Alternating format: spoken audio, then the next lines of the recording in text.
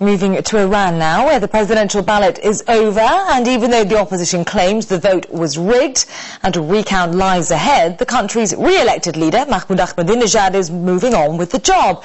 And the country he visited first after the vote is Russia. Well, President Ahmadinejad came to Yekaterinburg on a one-day visit to mingle with the leaders of the world's largest emerging economies. Svetlana Kurakina followed his busy day.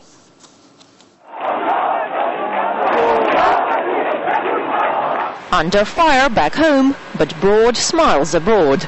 It looks like no trouble can get in Mahmoud Ahmadinejad's way to the limelight. Days after his bitterly disputed re-election, the Iranian president headed to Russia. He was tight-lipped on the violence, firing his latest round at Washington instead. America is consumed by economic and political crises, and there is no hope for an immediate resolution. Allies of the US are not in a position to sort out these problems either.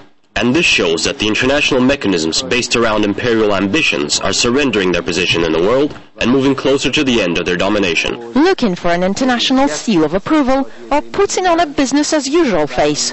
The spotlight was firmly on the Iranian leader as he sat down for talks at the Shanghai Cooperation Organization Summit that brings together Russia, China and 4 Central Asian states. Iran has observer status and has been eager to join as a fully fledged member. Well, I think it was just a defiant stunt, frankly. He came, he showed his face, he got what he wanted, which was some sort of international endorsement, pictures of him with President Medvedev sitting around the table with other world leaders, and then he hightailed it back to Iran to deal with the crisis. Mahmoud Ahmadinejad's landslide victory sparked some of Iran's worst rioting in a decade, amid claims that the poll was rigged. But he's brushed off the demonstrations as a few twigs and splinters. The splinters, it seems, not big enough to become a thorn in his side. Ahmadinejad is confident. His coming to Russia in times of such troubles back home shows this. But Iran is a country under international sanctions, partially isolated from the rest of the world. Ahmadinejad has to show that he has partners. Ahmadinejad delayed his planned visit by a day, prompting much stir about whether he'd turn up at all. But this time the outspoken newsmaker shunned talking to the frenzied media.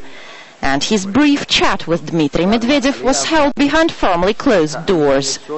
The SCO gathered to look for ways out of the global credit crunch, with Russia saying the dollar has failed to live up to expectations. Ahmadinejad echoed Medvedev's idea of using regional currencies and even called for a joint SCO bank to be set up. He left on the very day he arrived, but wherever he goes, he's sure to grab the headlines. And it seems no matter how big the meeting or how brief his appearance, Mahmoud Ahmadinejad can always be relied upon to turn it into Iran Man show. Svetlana Kurakina, RT, Yekaterinburg.